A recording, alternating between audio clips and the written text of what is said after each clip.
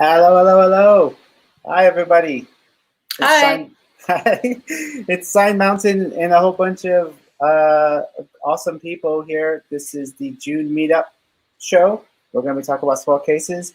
And welcome. Thank you for showing up. This is our monthly event. We do a monthly event, Colorado Modular Synths Society, every fourth Sunday. Like, what day is it? Yeah, it's fourth Sunday. Yep. And so I got this really awesome group of people to join me to get nerdy and talk about modular synthesizers and specifically small cases. So we have a lot packed into this show today. We have a lot of topics obviously to cover. There's a lot of awesome people here who I want you to all hear from.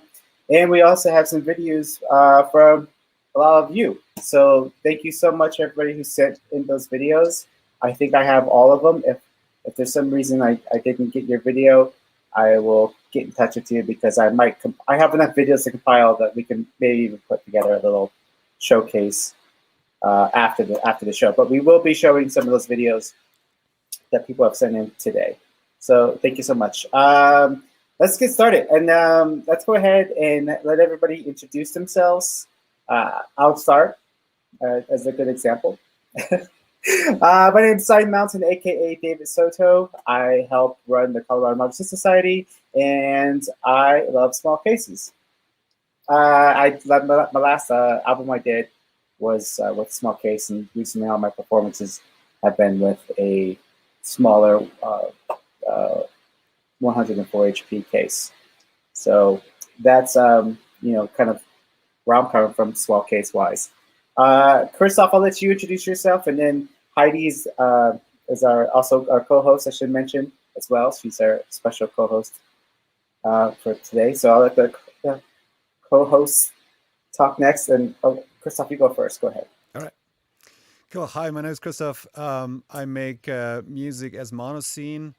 And for the past year, I've primarily used a 3U104 HP case that I have right here.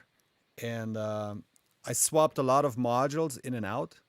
And so it's constantly an evolution of what the current state of the case is. And I really like the constraints that I have with that case and the decisions I have to make, which modules to choose. And so, yeah, that's been a real creative challenge, but very, very fruitful for me in the last year. Awesome. Yeah, love it.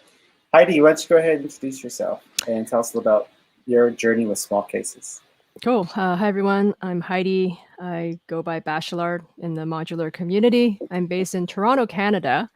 And my case and modular system has sort of contracted and expanded, a number of times as ours, a lot of ours do. But since last year, I've been working at Ryerson University in Toronto in a research lab that actually does research on synthesizers as educational tools.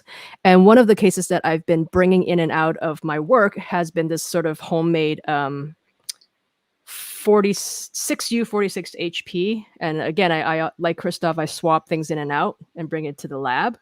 But it's like an old turntable case I got at the thrift store, and I just gutted it, cut some rails at a friend's place, screwed it right into this. This is actually kind of cardboard.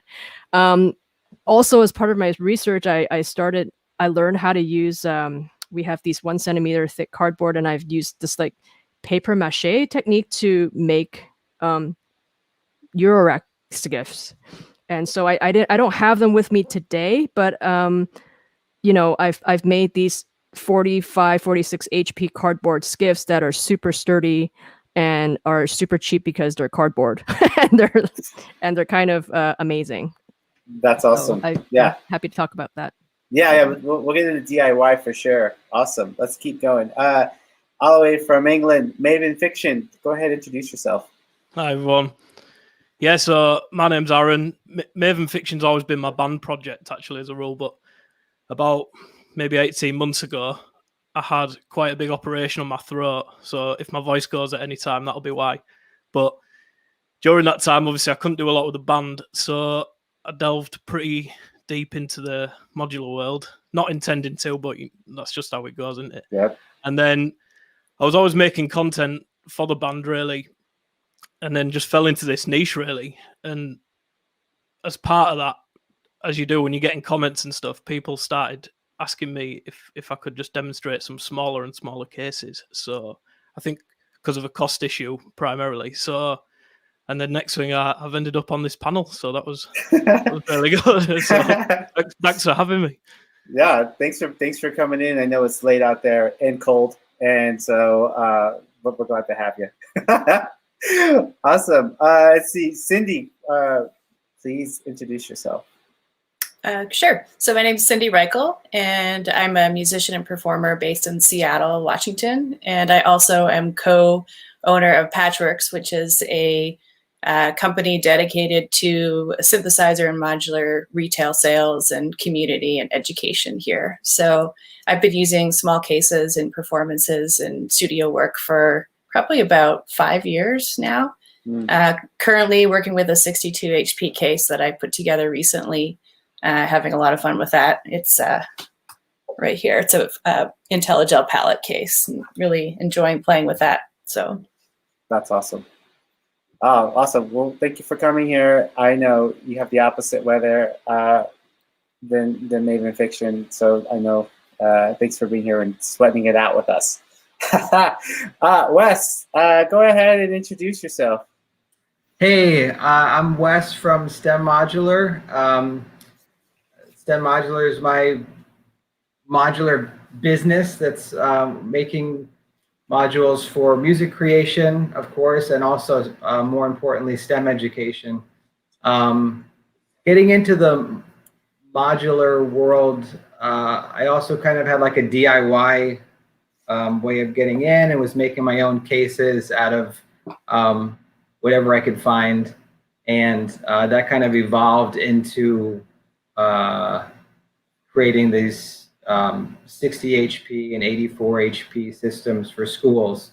So as I've been trying to develop something that fits within that kind of framework, figuring out what modules are going to be able to kind of give the most bang for the buck. And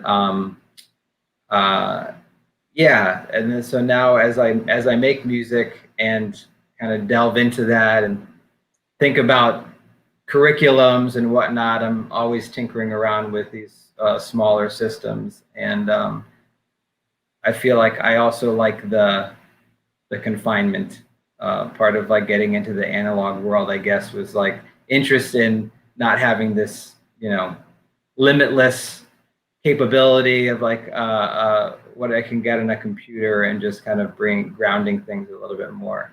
So yeah, that's my experience in the small cases world. That's awesome. Well, I love what you're doing, and I totally support that STEM modular project. It's a great idea. It's awesome. Thanks. I love seeing all it coming together and evolving and growing. It's so cool. And then last up, but not least, is Nundale. Go ahead and introduce yourself, please. Hello. My name is Olivier. I go by Nundale, and I run a label called Airgrid, which has a lot of exposure in the modular scene as well. So I guess maybe you know it. Some of my artists are very much involved in modular.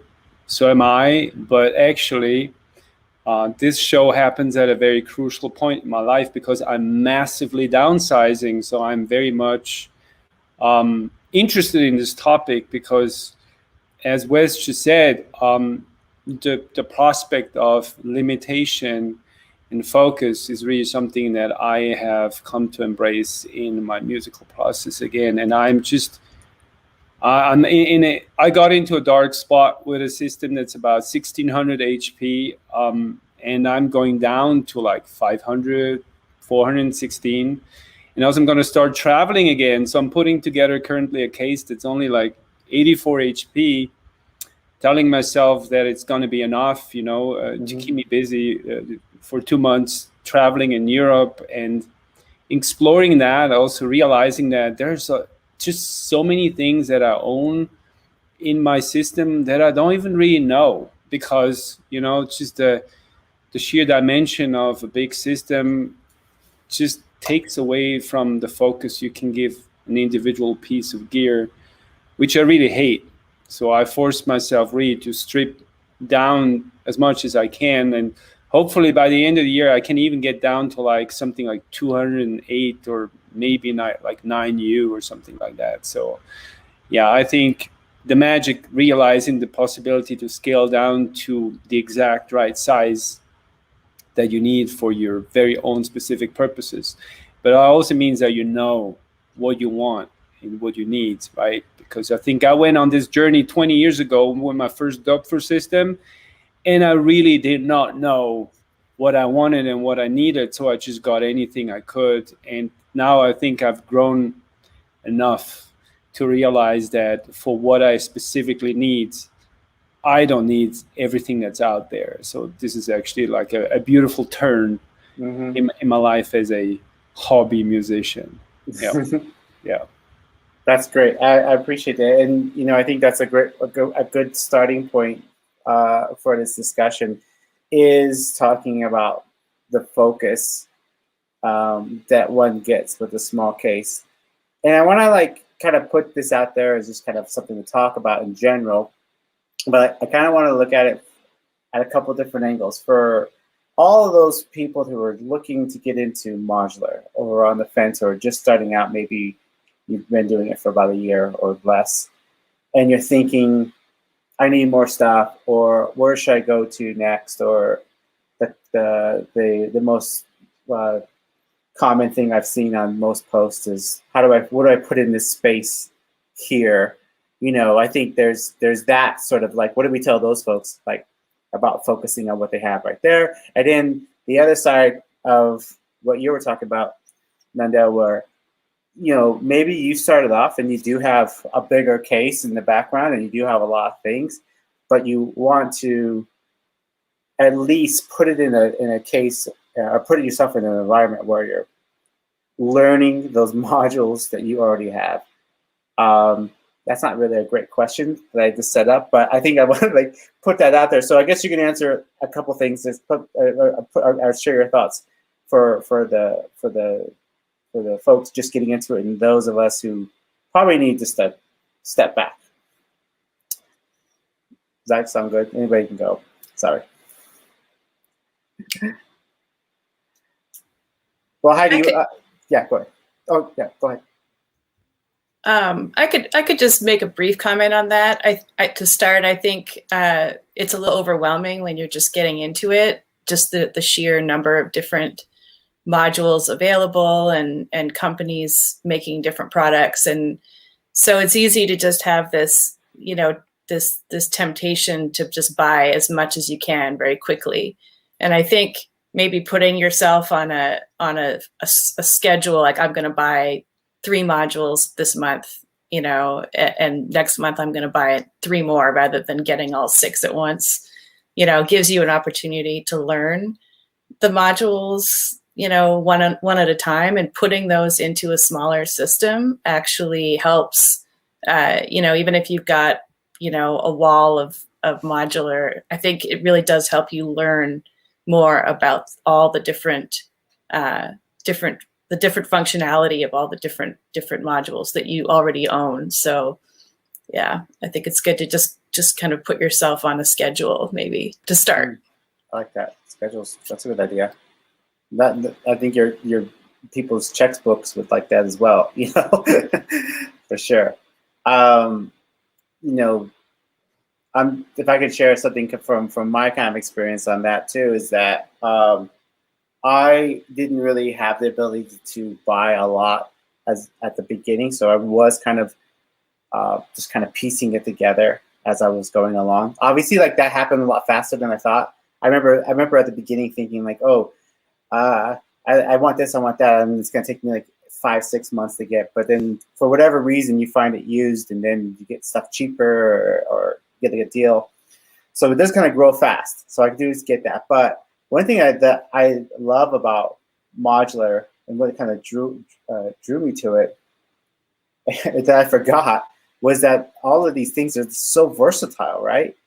I know sometimes we kind of have fun with making fun of the maths and stuff like that. But it really is pretty versatile. You do have a lot to learn with some of these modules out there. Anybody else have something kind of similar happen to them with kind of relearning their stuff?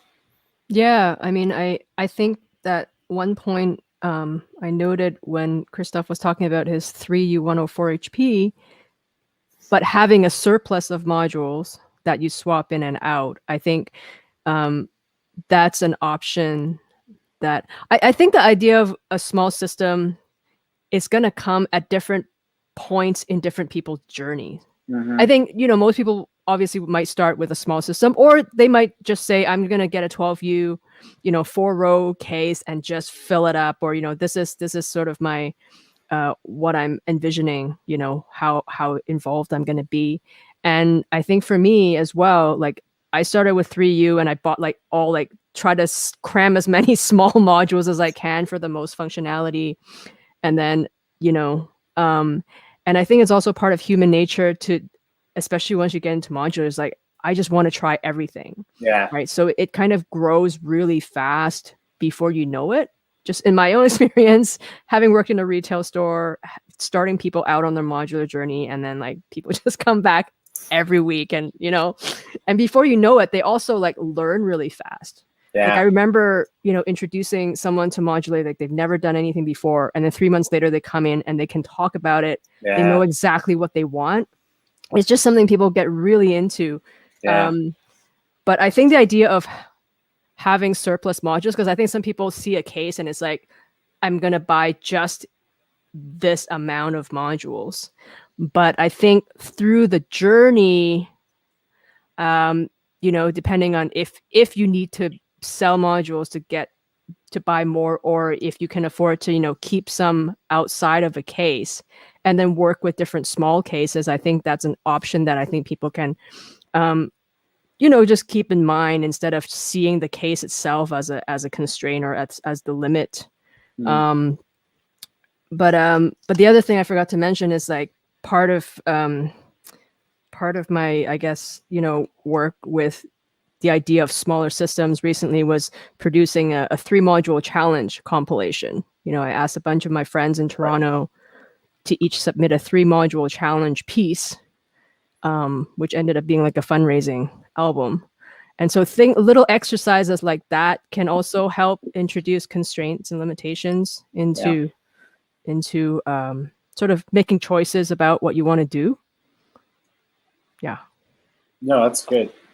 I think on the flip side of that as well, though, for people who are just getting into it, you have to be mindful if you do buy a really small case and you have this dream system in mind, and then you need an additional module and you can't fit it in, and your system doesn't work without it, it can get really expensive really quick if you have to buy a new case, because the cases can be one of the most expensive investments, can't they? So there's that flip side of that as well, just to be mindful of.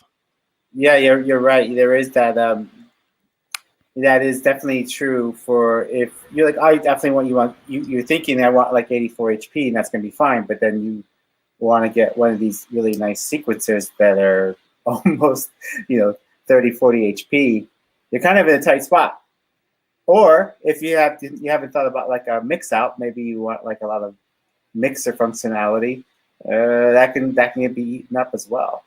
So I get it. Yeah, I think you're kind of onto something, both of you, about having that larger, having a supply to feed into a smaller case. Yeah. Can I share a non-popular opinion? Go for it. Non-popular is awesome. No, it's just, I think, what should precede this question, or even like, before we consider what we're gonna like set ourselves up, is the intention behind what we're doing. And I always it's something that I see lacking in a lot of studios or artists that use eurorack systems, that it's just intention really helps you keep focus, and focus is what saves you from the rabbit hole that eurorack has become. and also creates this, you know, this chance to stay away from like, oh my God, I absolutely need the latest qubit module. I need this and that. This just came out. When you can set an intention for your system, for your musical journey, it will keep you on track, and you really just keep your eyes on the tools that you absolutely need for that journey, which is precisely the mistake that I did. I went at it without intention. So I basically also at some point lost my musical direction, and all I was doing was just like somehow using what I had and getting more of it. But I think it's important for people, you know, like us who have been in it for a while, to also tell people who get into it or who maybe cannot afford more than a small case that it's the intention that saves you from, you know, the bad emotion of feeling like, oh my God, I cannot afford the module that I absolutely need, when really you don't need it. You know, it's just, I want to see more intention in the use of eurorack systems, where small cases play an essential role because they're so extremely intentional. You cannot play a gig or create anything with a small 42 HP system without being intentional. But true. You can be very out of intention with a system that's like gigantic. You can just roam around, and then it's this whole different thing. But we have to see that these are two different pairs of shoes. And I, as a musician, really, I embrace intention because I think that gives direction to the art that we do. So yeah, I know I always get into, you know, conversation about that, and people tend to get angry because they feel like that's spiritual bullshit. But if you go out there and do anything without intention, you're just guided by the flow of things, and now you become a victim to whatever fashion is out there, right? And people shouldn't do that. I don't think it's good for them. I think it's good when you're guided by an idea and you find a way to translate it into your system in an efficient and simple way. But that's just my 2 cents, right? No, that's good 2 cents. I dig it. And I am a huge fan of intention as well. I think we referenced the Nathan Moody video over and over again because he talked about intention. And one thing that, since I've been referencing that video so much and thinking about it as well, I think that one thing to kind of note is that you can go into a system live, a live performance or even recording situation with super strong intention and still be able to improvise and still be able to like let the music guide you. That can still happen. You don't have to like sit there and write everything down on a piece of paper and then dive in. But I totally agree with you, Nundale, that you know, at the end of the day, you're making an instrument, and if you focus and if you think about your instrument as an instrument and not just a sandbox all the time, then I think you will have a greater success. I kind of want to throw this over to you, Wes, because I think intention's huge with what you're doing with the cases. Your intention is teaching, you know, some fundamental building blocks, but also how far you can take those fundamental building blocks in that situation. Yeah, totally. You want to make something that isn't just going to be, you know, a one-trick pony, you know, like that you can really like dig in, and there can be growth, and that there could, whether someone's working in like an after-school program or a classroom, that there's going to be a lot that you can get out of it. And it's funny because as we've been talking about it, I'm thinking about performance as well, and like kind of my relationship to my own modular system and going out and performing and kind of, having an intention of being able to just like pull out a small system and then get whatever you need to get out of it is really important. And I think that it's been a joy in some ways to kind of dig deeper and deeper, and you think that you can even within a small system fall into like the same kind of patching patterns, and I find that happening sometimes. And then I'll have to, go back and see, what else can I get out of this, or how can I like think about this differently? And in a way, it's a little bit of, it can be like a little bit of a puzzle sometimes, and really rewarding, just to be able to go back over and over and find new things in the small systems, for sure. Yeah. Can I throw a question out at this point? Go for it. Yeah, I mean, as we're talking about small systems as well, I'm thinking about also, we kind of made a list of modules for small systems, and I always have, I sometimes struggle with having like, especially for a small system, right? A lot of people, I see that small systems are a lot of times are populated with more multifunction modules, right? Digital multifunction modules. Wes, your systems are mainly like very simple single function, like analog modules. And at the research lab that I'm working at, we've been building these music from outer space, 104 HP systems that don't have any menu diving. So I want to throw this question out there in terms of, I mean, this is an endless debate, right? Yeah. Multifunction modules versus single ones. But in the context of small systems, where does everybody stand, and what's in your system? I've my little suitcase here has got a bit of combination of both, but personally I'm not so much of a menu diver, but I know that for other people, the ornament and crime is like kind of indispensable, right, for certain people. So I'm just going to throw this out there for you folks. One of my first modules was the Distinct X, and since that, it even annoys me how that when you flick it on, it doesn't load up where you last, left off. And for me, knob per function and that tactile approach is super important. And I think that, that's kind of the point of modular for me, And I think if you're going to get into loads of digital modules and things like that, then there's far cheaper options that just do it far better. So, like instead of in terms of like a standalone Groovebox sort of thing. Yeah, definitely. Whether it's hardware or software or anything really, there's cheaper options, isn't there? Certainly, I know CV's, just a separate thing in itself and amazing in itself, and there's all the maths elements and stuff that surround modular. But yeah, for me, that knob per function is part of the appeal. Definitely. Mm-hmm.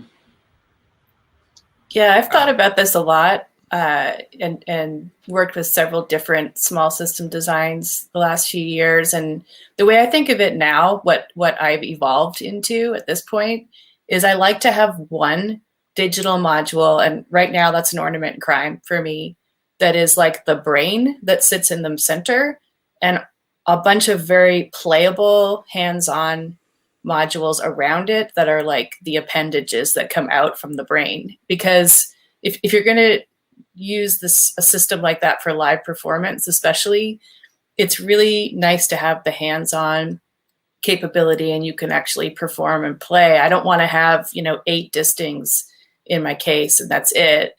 That just doesn't sound like very much fun from a usability and interface standpoint. Mm-hmm. But I think having one of those digital modules that are multifunction really opens up a lot of possibilities for using the other modules in more creative ways. So that's kind of where I'm at right now, is to have one of them and then the rest be playable hands-on. That's a great point. I mean, like, I have a Disting that I think is indispensable, as much as I hate, menus and stuff, but it's like any kind of utility function that I can think of. It's like, if I need a comparator, if I need a sample and hold, like, it's right there. Wes, what about your view? Yeah, I think menus have always felt like homework to me, and thinking about something ironically to put into a classroom, or maybe not, because I'm trying to make something that's kind of fun and falls somewhere in between, this creative world and education, but not wanting to put anything into the system where there would be like you like touch a button and it kind of like goes off and does all this stuff, or like that it's going to require like so much kind of backstory in a way to get a teacher or student to really be able to like wrap their mind around what's going on. And recently that came up with, I've been trying to figure out how to put some kind of sequencing into the system and have it be like as like simple and basic as I can make it. And ended up making this analog comparator module that like kind of works really well, and yeah, it has like a hand in creating more movement in the system, but at the same time you have to think about it a little bit to there's I guess some teaching opportunities built into getting it to create that movement. But yeah, even in my own systems, recently I got a BeatStep Pro. I know that's not a module, but pull in some other things to kind of like work with the small system to be able to do some different things. But module wise, everything's analog, I think, up until I got the Performer, but everything was analog until then. Yeah, I'm kind of in the a little bit of each category. I actually I don't find that a lot of the menu divey modules are as menu divey as, say, like powering up an Ableton, something like that, like a laptop or something. So I'm still kind of a little bit like okay with that. That said, I totally get what you're saying, Sydney, about like having some kind of hands-on approach, and that kind of goes back to what Nundale's talking about, the intention, and I think that's really something to think about when you're connecting with the instrument in the audience as well. I think it's this is my hot take. I think it's really boring to watch people play a lot of the non-modular instruments out there right now, unless they're playing keys. It feels kind of boring to see them just, play a filter sweep on something. Now, that's definitely my opinion, and if that's what you do, that's totally fine. I love what it sounds like. It's not very fun to connect with in a live setting. So how's that different from, modular? I think with modular, there are so many things that you could be playing with, even in a small case, and so many sweet spots, and so many little, knobs and switches, and some people even live patch, which I think is amazing.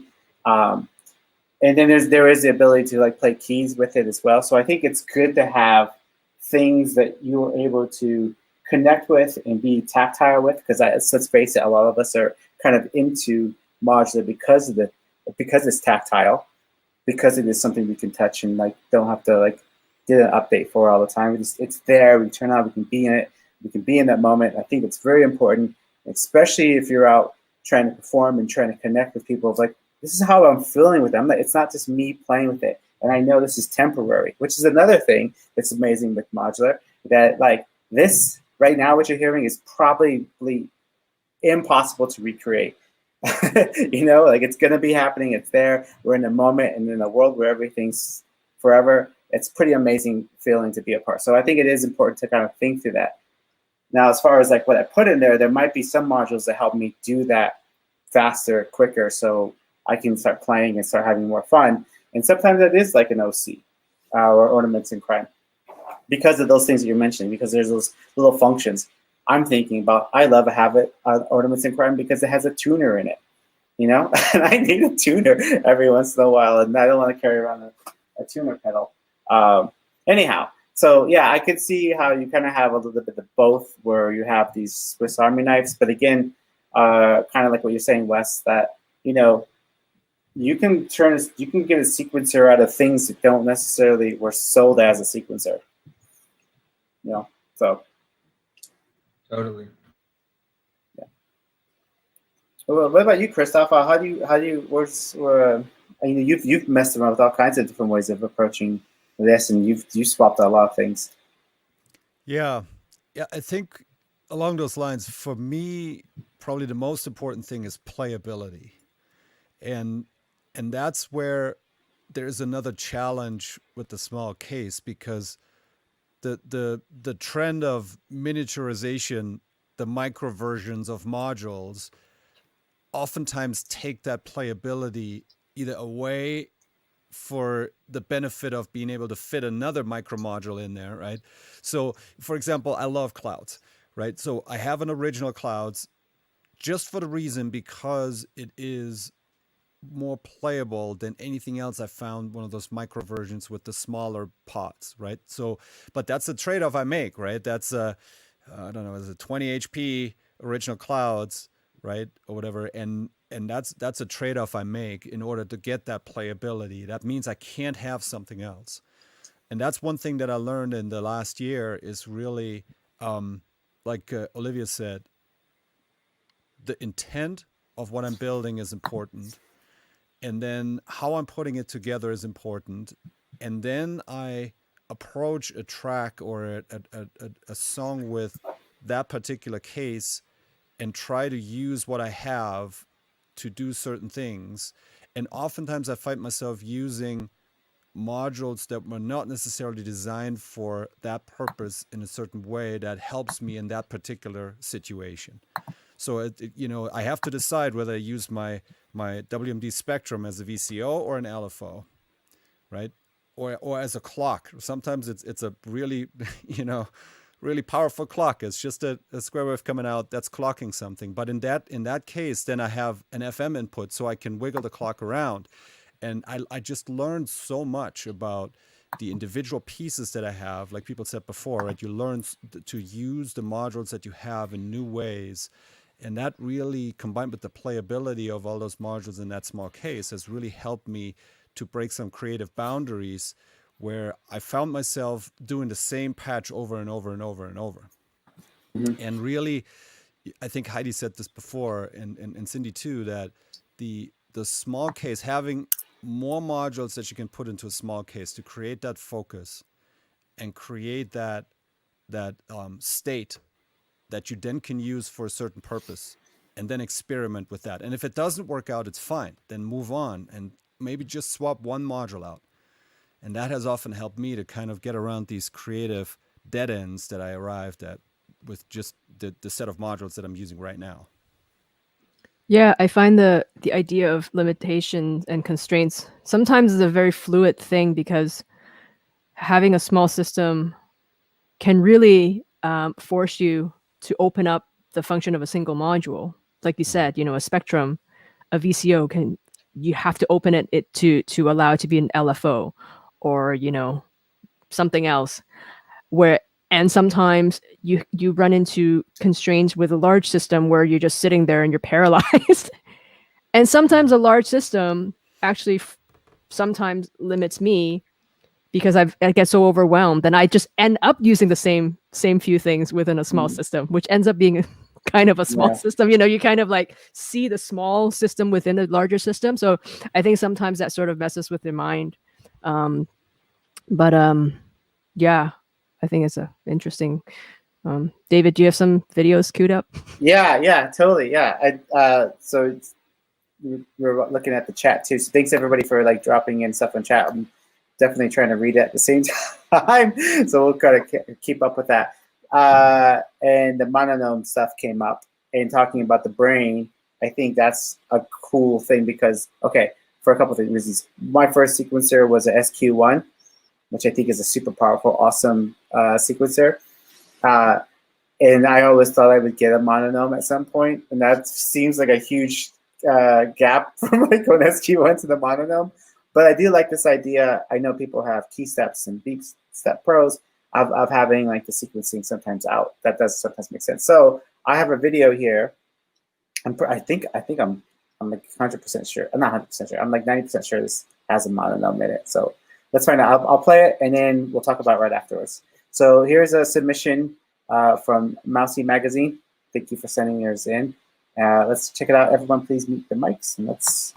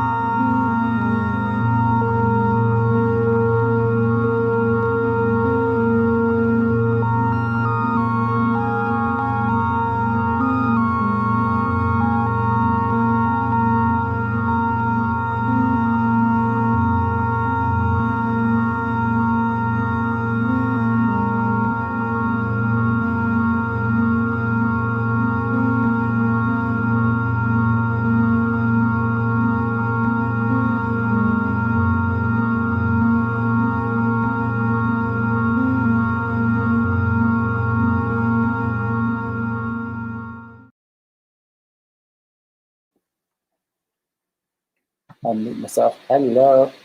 Yeah, that was Mousy Magazine. Awesome. I love it. That was so cool. Really good. Love that. Yeah. Yeah, that was great.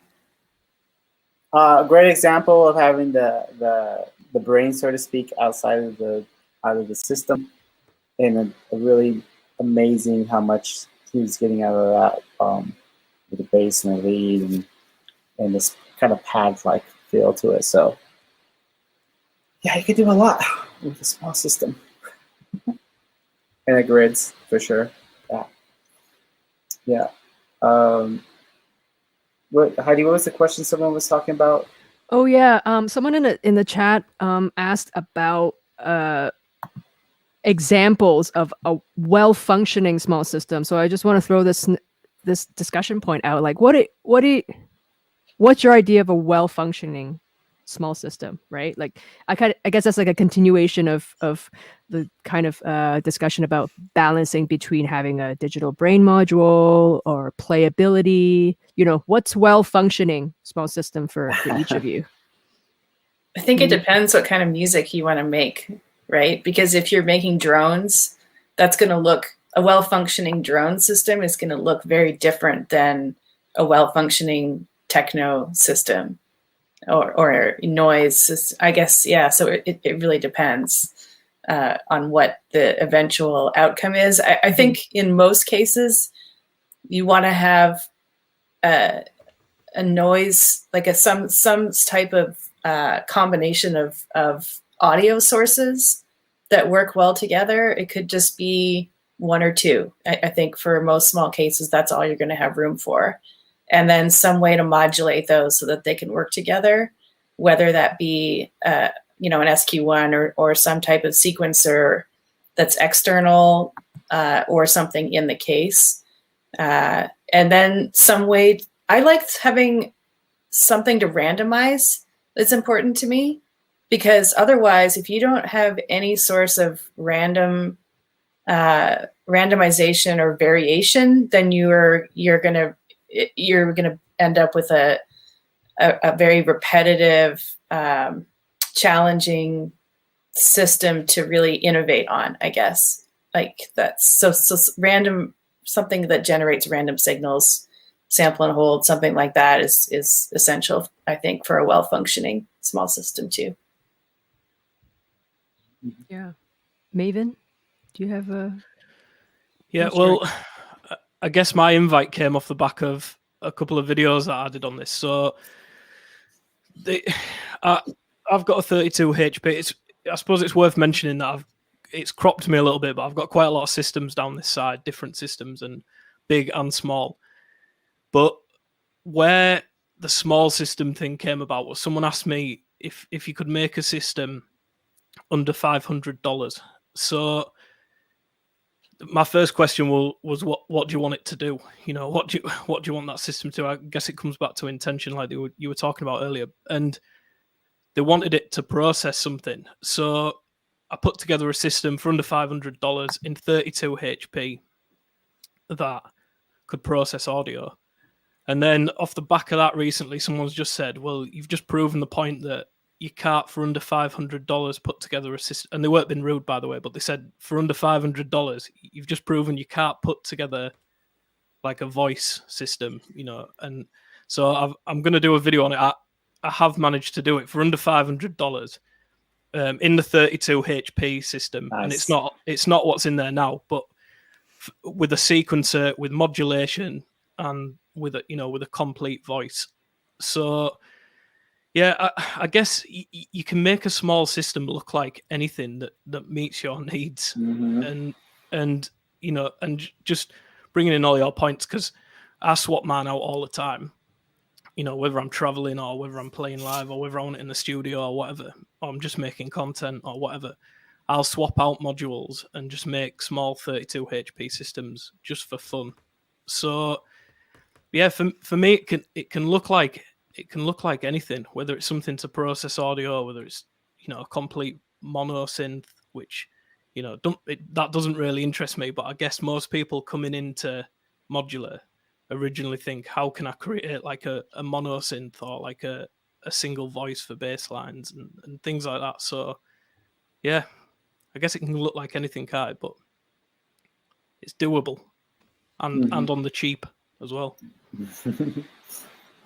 The other thing that's, you know, when I first started out, I looked at modular really primarily as one of those build your own synthesizer kind of deals. So like you create my monosynth, but have more flexibility in moving things around, swapping a filter type out or something like that.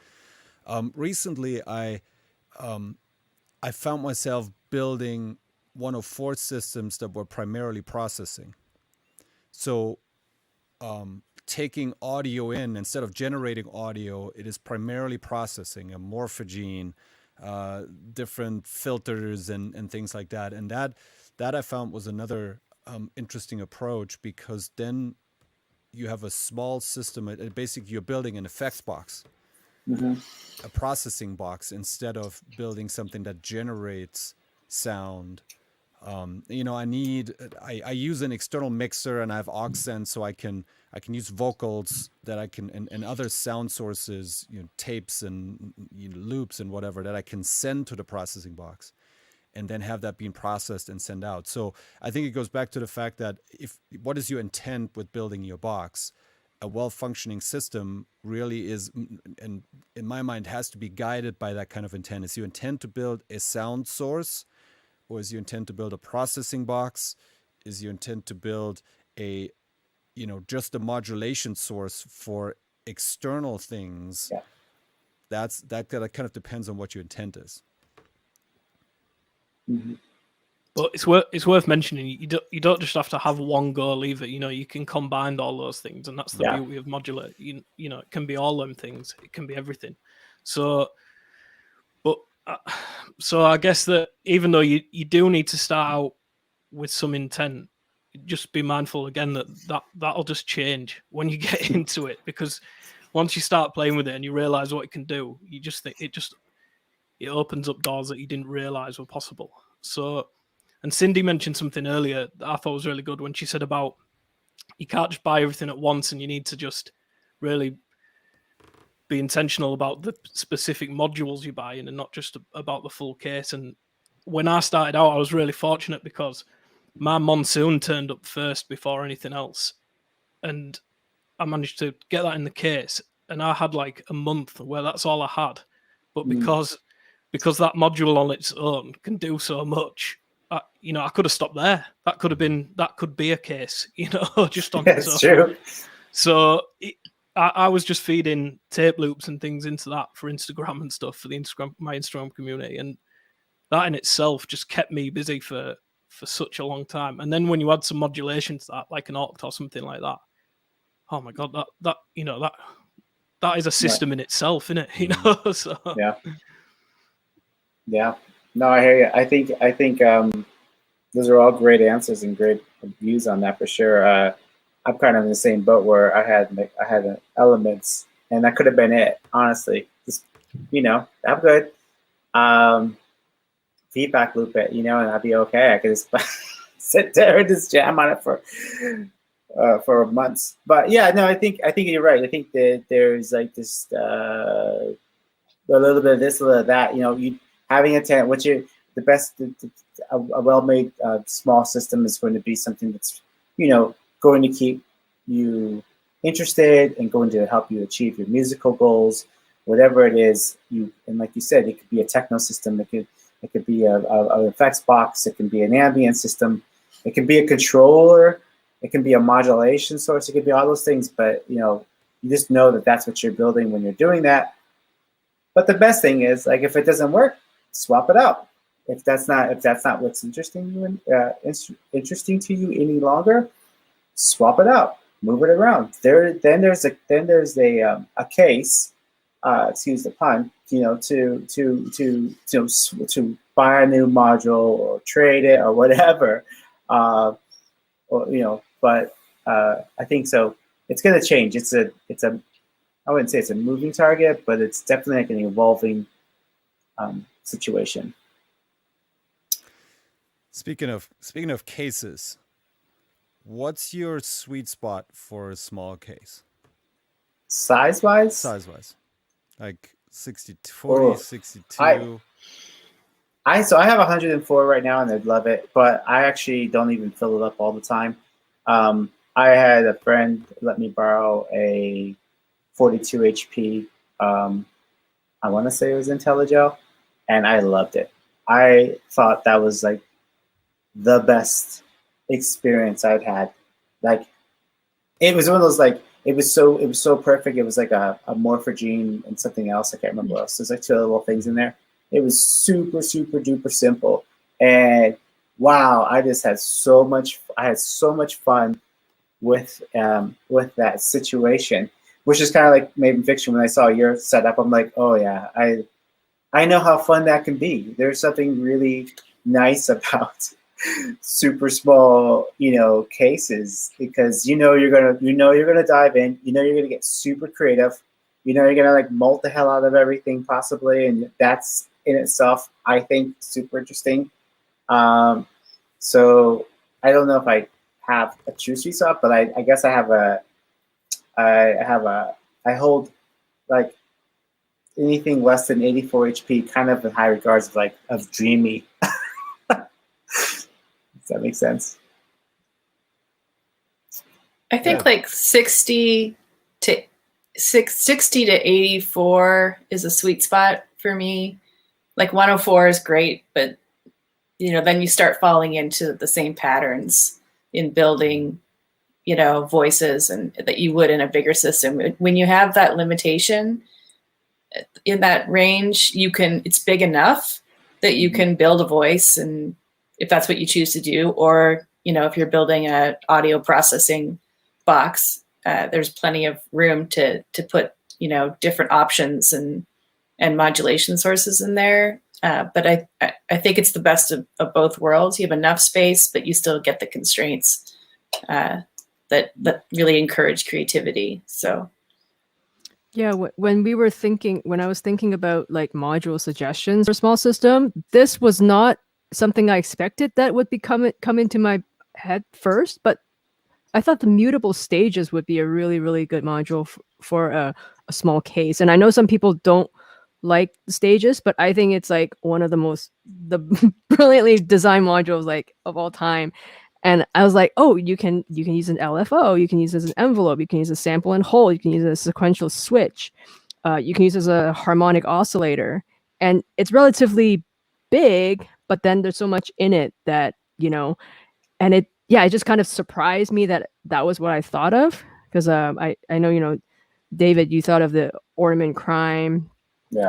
Also the effects, the happy nerding effects aid, as an effects unit.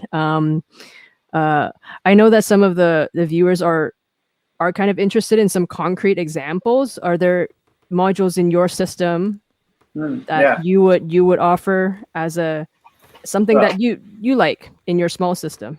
Well, I'm definitely team ornaments and crime. I think like if you follow me in any forums, I'm like always like ornaments and crime. Ornaments and crime can do that. Ornaments and crime can do that. And I'm talking about both firmwares. So if you haven't messed around with hemispheres, or you never spent time with the original firmware, I think it's super amazing and a powerful, kind of like we were talking about stages. It could be a sequencer. I think it's one of the best sequencers out there, personally. Like, dollar for HP for sure. It can process audio if you want to make it sound like a tape. They have a tape loop app on it. Modulation out the wazoo. Crazy, awesome, ways of of doing modulation that like I still haven't seen in other devices as often. So that's up there. So that's definitely one of those like, okay, go get yourself an ornaments and crime, and give yourself time to learn it, and you will definitely be a happier person for it, for sure. I definitely think that. The other thing is also a lot of the, we're kind of in I feel like I'm saying this like every 6 months. We're in the golden age of modular synthesizers, but we kind of are, because people are making some amazing modules that are sort of all voices. The clouds was mentioned. Like, you have a clouds in your system, you can do a ton, and you have the alternate firmware, you can do a ton plus a ton. You know, right? Like I got a digital, a dual duping delay or whatever they have. They have all kinds of stuff in there, right? So there's that. There's also all the voices that they have, like a Platts or Elements. So the mutable stuff definitely is like, I get it. It can be kind of a little cliche to some folks, but there's a reason why. This has a lot of amazing stuff.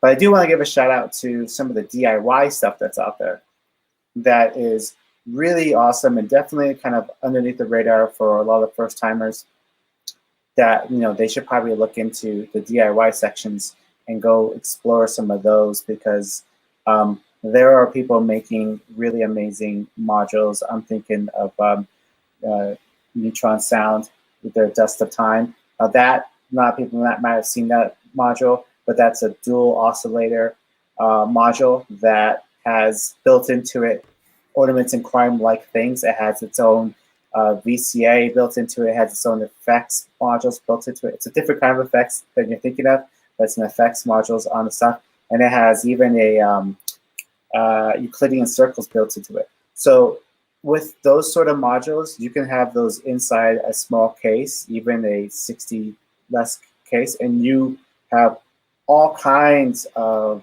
endless abilities to kind of explore and have fun and do cool stuff while still having knobs and tons of CD.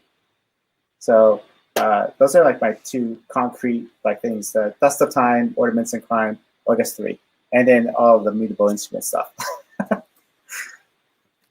I was just gonna say I don't have so much of what I do is like stuff that I'm building, but I have been like pulling in and getting different modules here and there to play with. And the one that's been I've been using more and more often is the 100 grit Schlappy Engineering. They're just like, because as far as like adding it into the signal flow, just like adds so much, and I've gotten like these amazing bird sounds out of it, and just are really, really cool as far as like an analog module goes. And Christoph, like you say you swap stuff in and out. Like, what's one thing that usually stays in your 104 HP case, or is there a few? Yeah, the dual looping delay usually stays. Because I like to loop, and I use it as a two channel looper with overdubbing, and has an aux send and then a return, so I can process the loops. So that was a big part of my setup for the last year. I now have a big box micro, which has, you know, that's a sampler, so it can loop and all those kind of things. The one thing that I found also that really never left was the Geranalog Filter 8.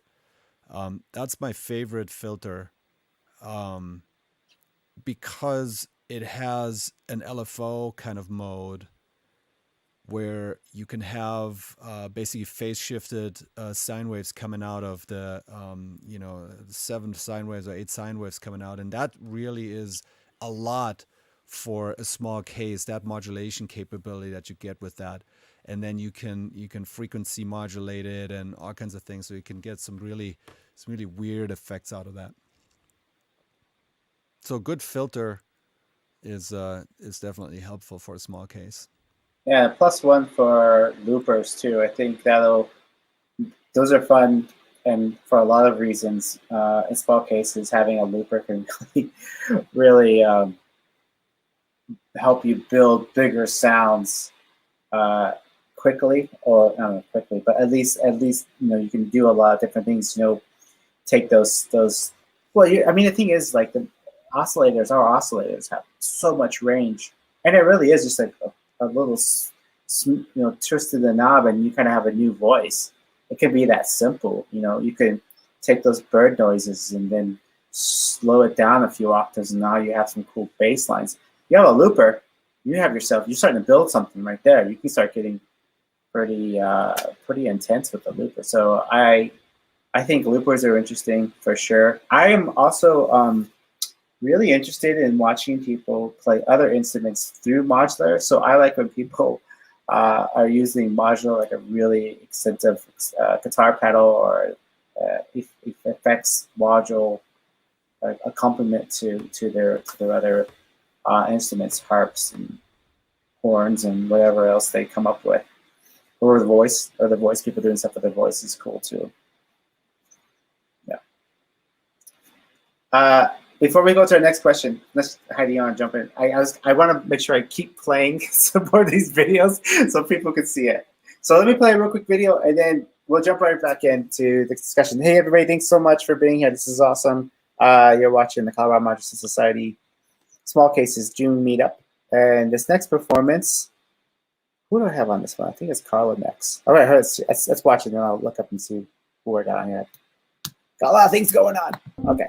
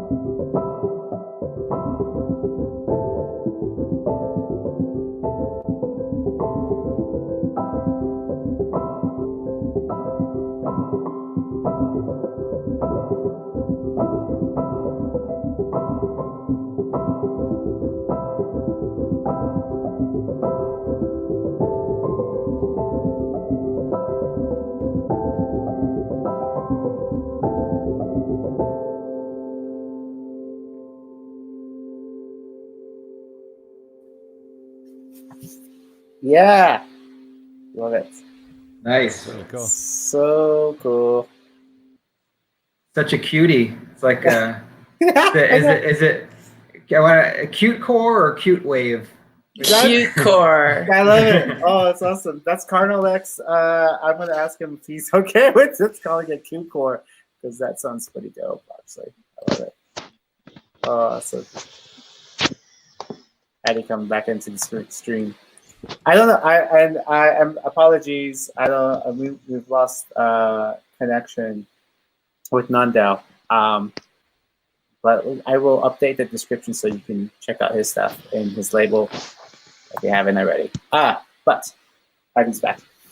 There we are. So all right. my Wi-Fi keeps my router keeps dropping out, so I'm using my data on my phone now. Oh boy! Aye. Works great. Yeah, it looks good. Looks good. Cool. Yeah. So that was a really good example of 3 modules, right? Like that was test. So that's probably one that people probably might have on their short list for good modules is the Pamela's new workout, right? That's a good one. and the Distinct X was in there, and then the teletype, which I honestly don't know a ton about. So if anybody here knows more about those things, bring it up. That's fine. But those are pretty cool, right? Yeah, that was a really good example of how you can use a small module to do a lot. That was modulation. And quite a digital example, but still quite hands-on as well. Yep. True. Yeah. No. Exactly. Yeah. No. It is. There's a lot of digital in there, but no less playable. And he just started a new genre, so that was cool. Right there, you seen it here first.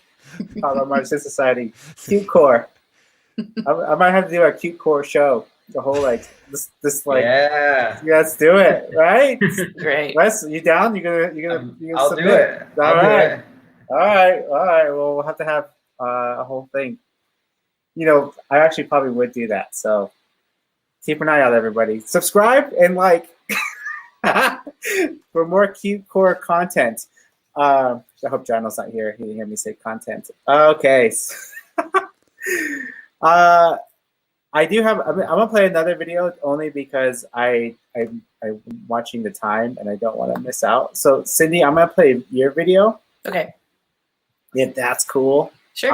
And then we'll get back into the discussion for sure. So while we're watching this video, what's a good discussion point we should talk about, Heidi? What should we, when we come back? What should we say? What should we talk about? I'll type it in the chat. Oh, okay. Well, it's a secret to everybody else watching right now.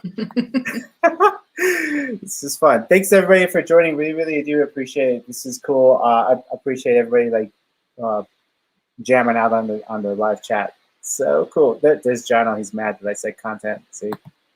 Yeah. He does not like that word. Okay. I'll mute my mic. Let's go on to this. This is Cindy's small case performance.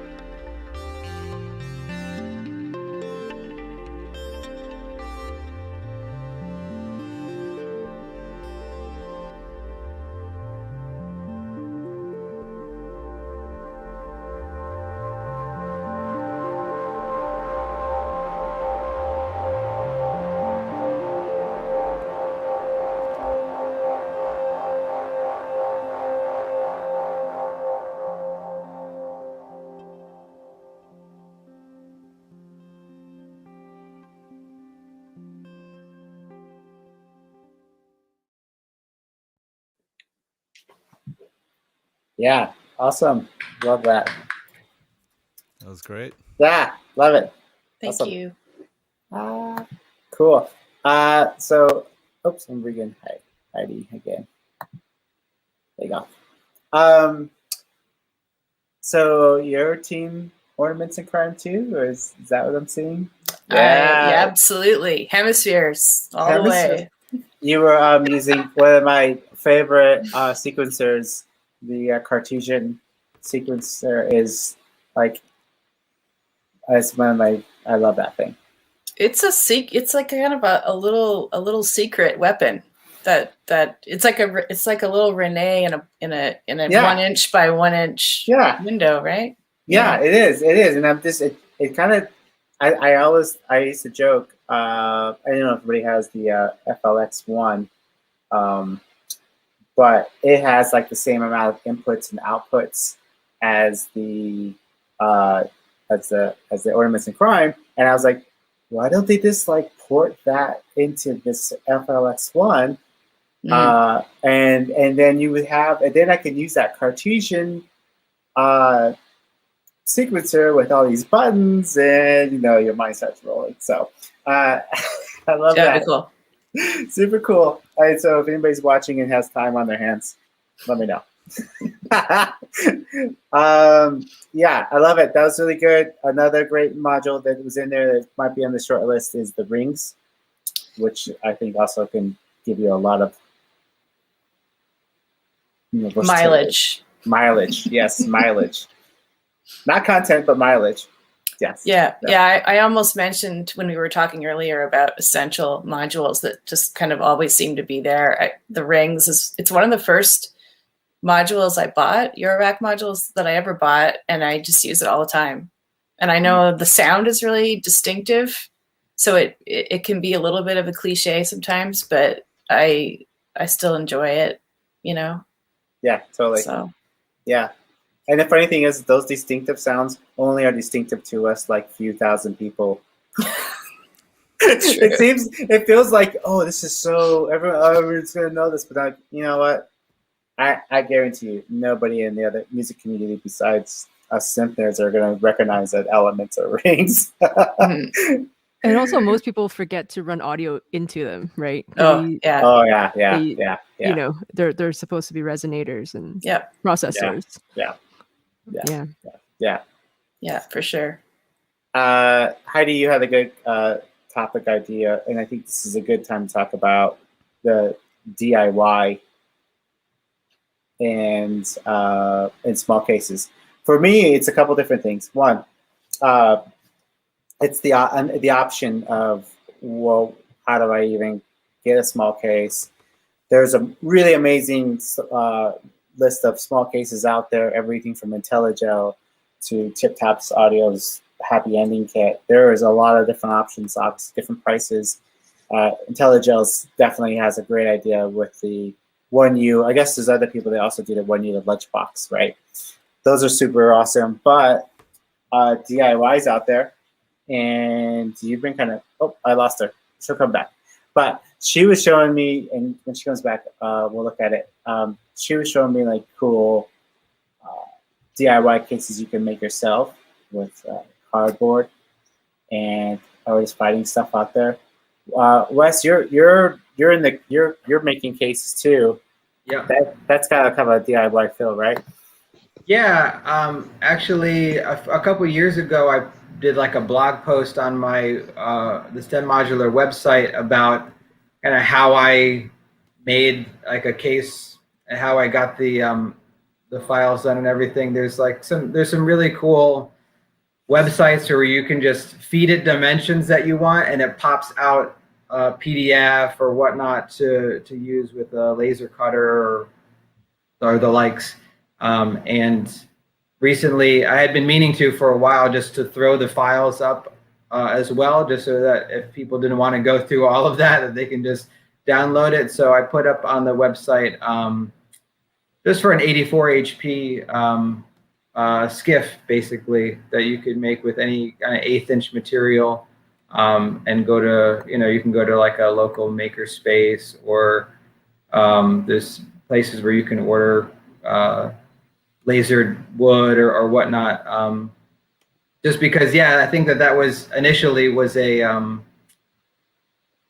a barrier to entry. Like some of the cases can be so expensive, and really what it comes down to is just getting some. Really, you can get vector rails and put on anything. So in that blog post, I also just linked to the Mouser rails that I got, and I just, when I first did it, got the long rails. I just bought the 4 long rails that come from standard, I guess, from Mouser, and then just used a hacksaw and cut them to size and put them in whatever suitcases or whatnot I can find. Yeah, I love that. There's a question in the chat about power. Somebody says DIYing a small case is not the issue. That's easy. It's fine for some. It's finding the right PSU for it. What kind of power are you using for your small cases? So there is a there is a DIY. Oh, sorry. There is like a DIY power way of going too. I guess if you're really DIYing, right? But if you're not going to do that, buy something before. There's the ribbon. I think the ribbon's probably like the easiest way. And by that, I'm talking about these guys. At that point, you're gonna lose some HP with whatever tip top using, or Maven Fiction. You're using the poly-N power everywhere, right? Yeah, I am at the minute. Well, I struggled with this because even when I bought small cases, they didn't necessarily have the power output to power as many modules as I was putting in them.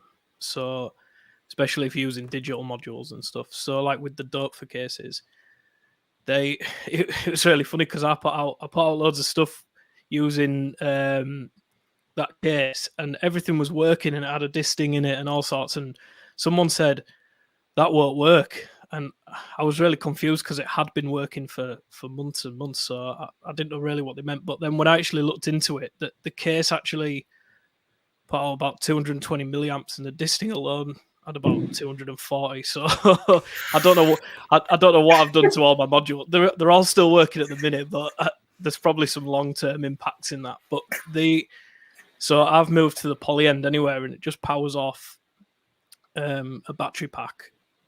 It does up to about 1,000 milliamps, and so far with what I can get in the case, I can get nowhere near, maxing it out on power so, and it lasts for ages. But I don't know about over there, but we struggle over here to get hold of anything, and it was really hard to get hold of. So I don't know if they're still making them. Mm. So. For Cindy might know better than anyone. Yeah, there have been a lot of issues with supply for things like that this last year, and I think that issue might continue. So they have been really hard to get here as well. Yeah. Heidi, you say something? Oh, I was just gonna say, for the thrift store case that I bought, I actually had a 4MS row power, and I took the panel off the row power module and just drilled a hole and just put the barrel through the hole. So I mount it on the side so it doesn't take up any of my module space. Yeah. So you can, any 4MS row power, or I don't know if the Yuzus, the tip top Yuzus, but if you take the panel off, you might be able to if the case is thin enough, you can just drill a hole and just put the barrel through, and then you can power your modules that way. Very DIY. That's brilliant. Yeah. Love it. Yeah. I like that case. We're gonna have to get some close-ups of that case later on. I just shared it on our channel. The only thing to be careful, and somebody in the chat says this too, that the panel sometimes acts as the heatsink. So if you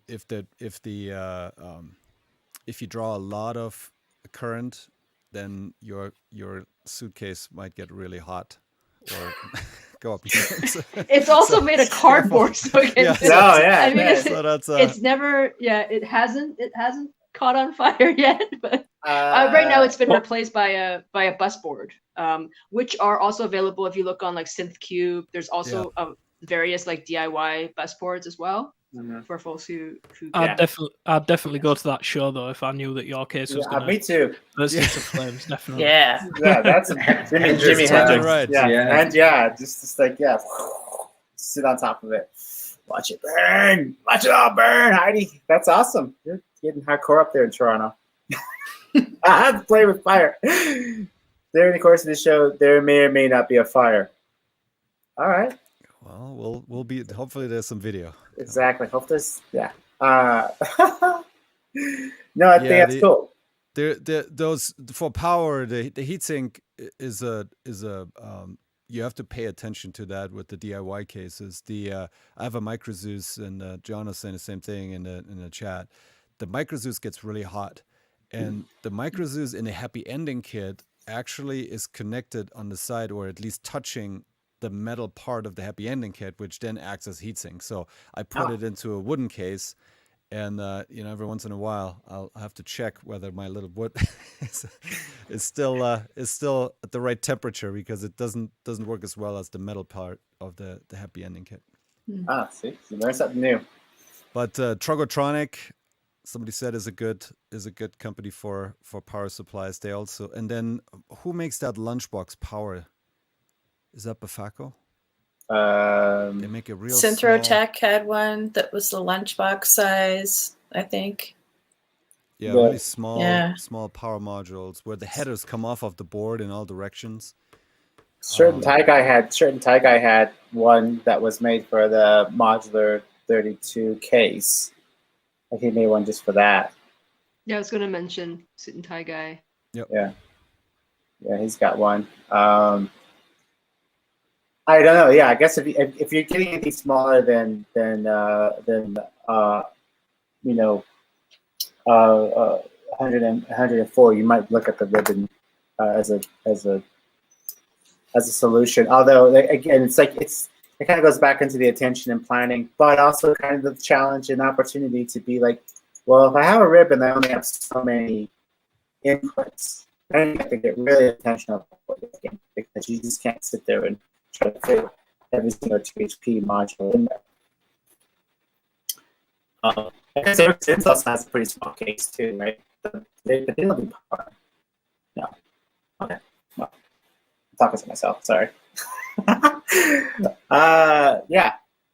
Let's watch another video real quick, because I'm like, oh my gosh, I have so many videos. I gotta show them off. They're so good, right? All right. Let's. This next one is, who do I have lined up here? I think I have Anton Well in here. Hold on. Let's watch it and then I'll look it up. Here we go.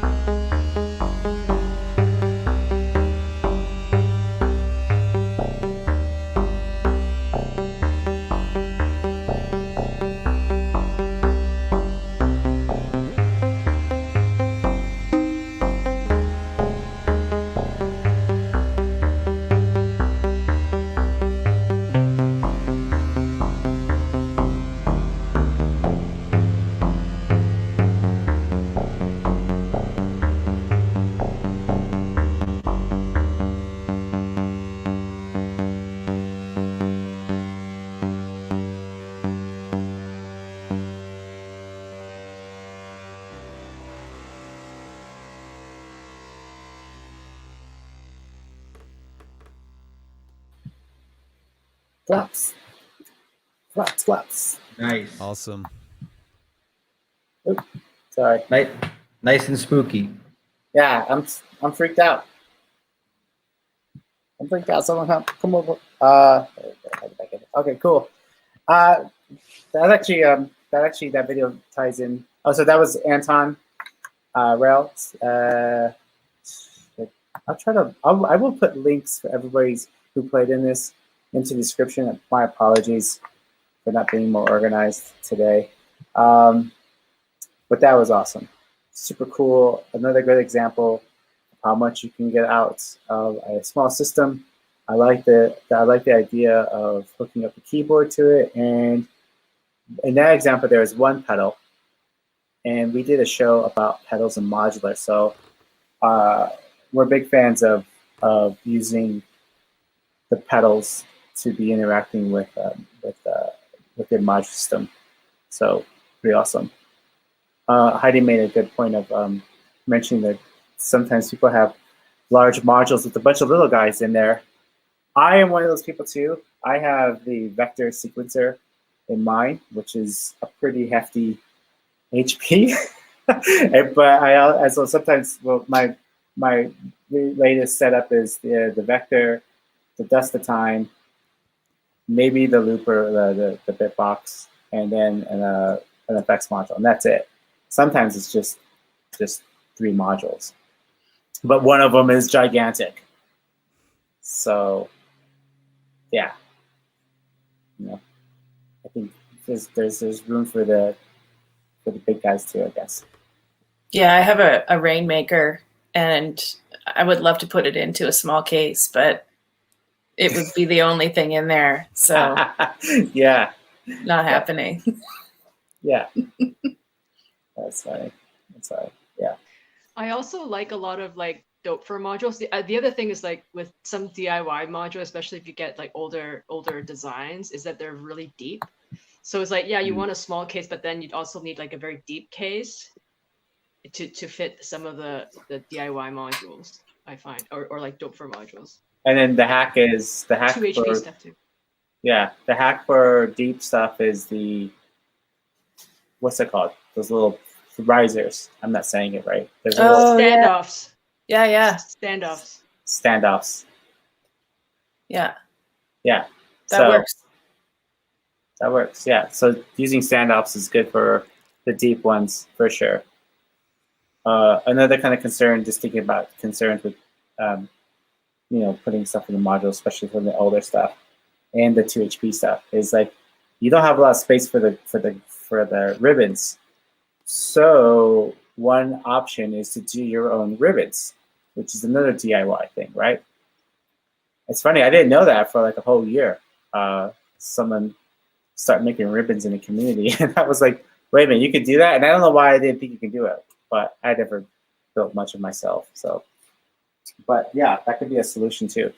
I kind of like, I think if you really want to go down the small case route, it is worth kind of maybe brushing up a little bit about what's going on in the DIY community, because there might be solutions there for those challenges, for sure. Yeah, Heidi, tell us about your cases you build out of cardboard.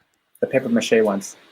Oh yeah. So it was part of my day job in a research lab. And so my supervisor is in early childhood education, early childhood studies, and they've kind of developed a paper mache technique to build things to use in early childhood studies environment. And so I was like, well, why don't we try building skiffs using cardboard? And so we have these really thick, like 1 centimeter thick cardboard, which is like 3-layer cardboard. And so you just measure it out, and you sort of glue, and it's cardboard, paper bags, ripped paper bags, and white glue, and that's it. And so you measure it out, you tape the cardboard, you glue the things in place, and then you just rip little pieces of paper bags. Our local liquor store here has paper bags, so we just get a bunch, and then you just put it with glue, and then you just stick it on across the case, and And when it dries, it becomes really sturdy, you know, a couple of layers. And so I don't have the small skiffs, but I actually built a 6U using cardboard, and it's super sturdy, and it looks like that. And I've been using it at home. Wow. Oh, I'm gonna make your screen bigger. 1 second. Hold on. I'm gonna so people could so the folks at home can get a good view. Hold on 1 second there. And so I just screw the rails right into the cardboard. And yeah, just 6U, 84 HP. I did add some cardboard like reinforcement under the rails, you know, in case the cardboard, you know, starts to you know, shift because of the weight. So I have some sort of reinforcements, but everything is basically paper mache. And you know, I have one of the skiffs, I also spray painted it, which adds a little bit of layer of durability. But you know, I've got this at home. I've been using it for months, and it's super solid. I had no problems with it, and so I recommend. Oh, also recently I also tried using not really standard cardboard boxes you get, you know, but like something that's a little bit thinner, like 0.65 millimeter thick cardboard. And then and I made an 84 HP 3U. And again, it's solid using the same technique. So you don't not necessarily need to find the three layer cardboard. You can use a thinner one. You can also stick 2 layers of the thinner ones together and then paper mache it. In any case, it's a really great solution if you don't want to invest in a case. You can just make it at home. If you've got kids, you know, use it as a little project to do with your kids. You know, you can just tape it together, let it dry, and then just paper mache it. You can draw on it, you can paint on it, and it's like super cheap solution. You know, save your Amazon boxes and try it out. Yeah. So cool. That is. It's awesome. Yeah, Wes, you might want to try that with some, you know, bring that into the classrooms as well, you know. Yeah, totally. I'm all about like just trying to make things more accessible, however it's possible to do that. And I love just the idea of reusing something too, and you know, trying to be as green as possible with that. Really, really cool. Yeah, I have a lot of things I'll be messaging you about. Yeah, and I'll say like nothing's really, you know, scientifically precise either. I kind of just eyeball it. I mean, the only precise measurement you need is, you know, having enough the right width for the rails.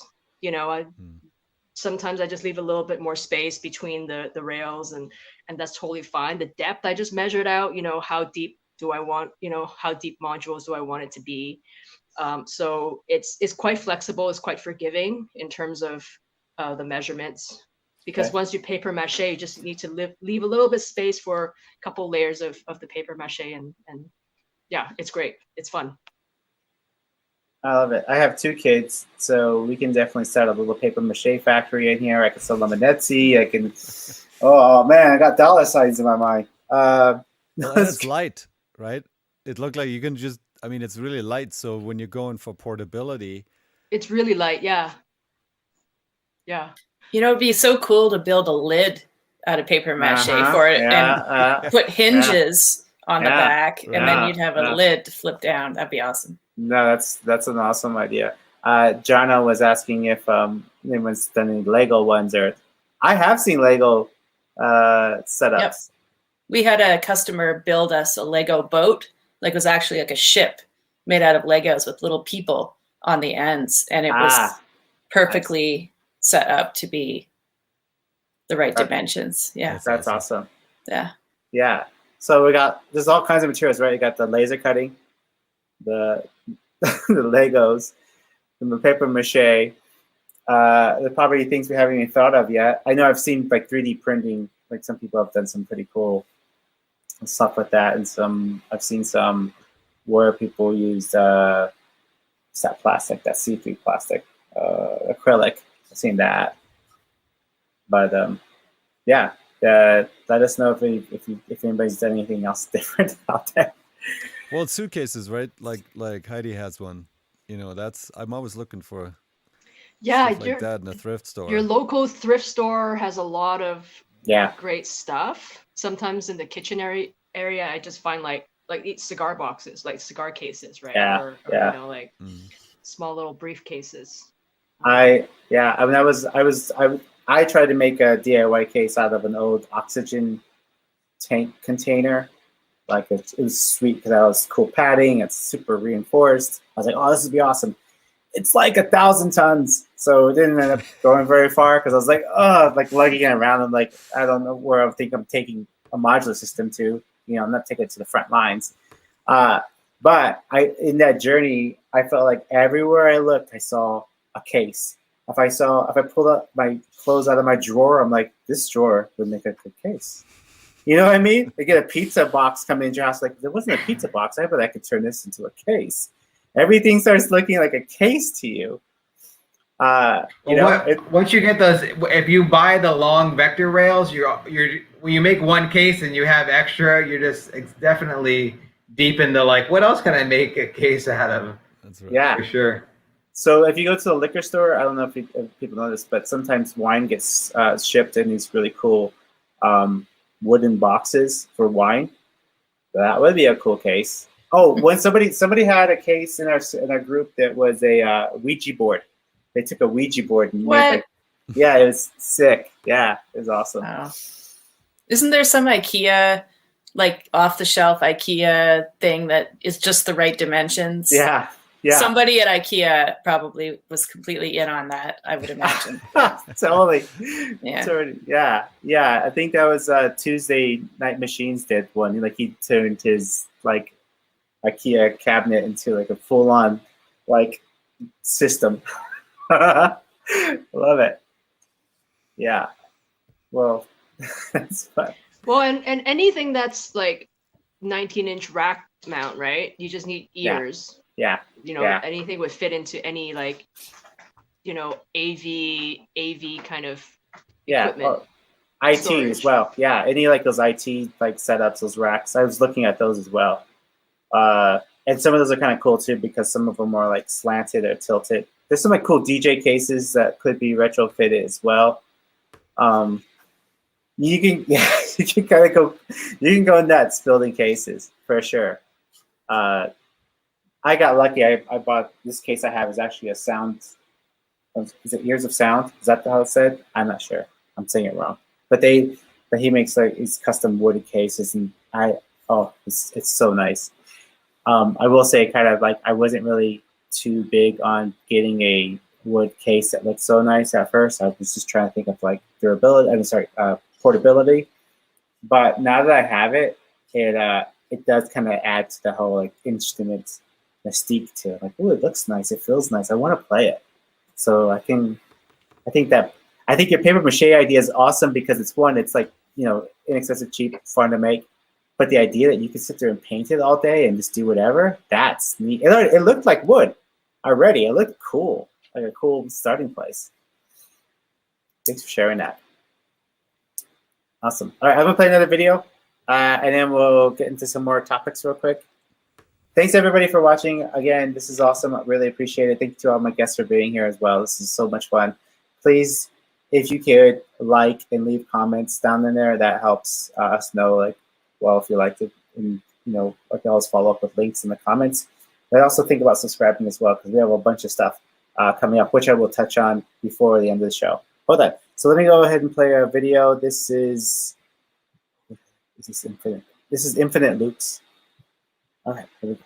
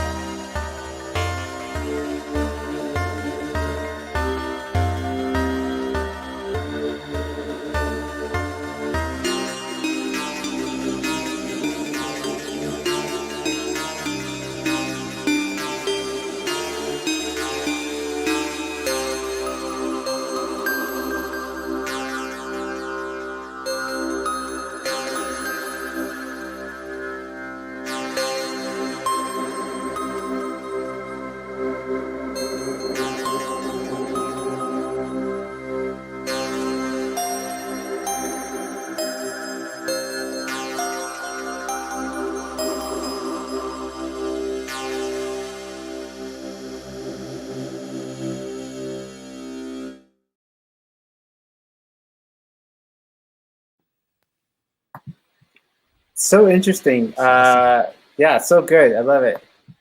I don't know how many events we've had and concerts and meetups, and we never had this much mononome. Am I saying that right? Mononome? I don't know. I'm saying this right. I'm saying it wrong. I keep calling it mononome, but I don't think that's it. Anyhow, I think it's mono. Is it just mono? Mono? Yeah. 7. You get a spell check, or something like that. Yeah, this is wild. We've got so much sent in. That was in Infinity Loops, Solstice is the name of the song. That's our friend Alan here in Colorado. Sweet. Awesome. Love it. So cool. Yeah, let's talk about effects here, but I'm going to play one more video so that I make sure I squeeze them all. Oops, sorry. And then we'll talk about using external gear, including effects and stuff, because I think, yeah, that's definitely something that people are probably thinking about or using or doing, or some questions about. So since we played Infinity Loop last, we're going to play No-Fi Infinity next. Who's out of New York, or at least out of the East Coast, at least. So let's check out his video that he sent in.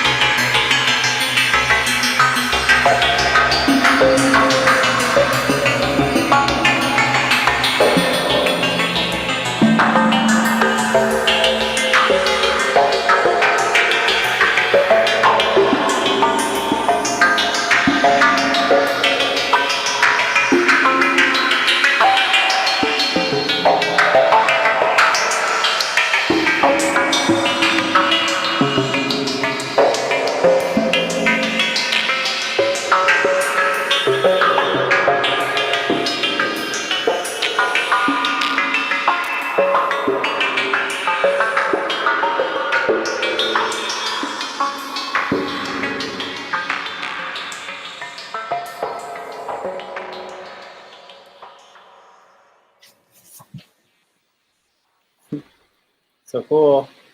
Love Really it. fun. It's awesome. Yeah. That was nice.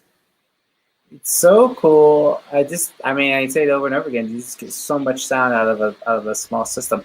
I will say, like, if you don't have a small rack or a small case, and you're wanting to like get that vibe, you can just like mentally block out the other rows in your larger system and just imagine, and maybe that'll help also plan a small case. And you realize, well, what if I just had this much HP, this one row?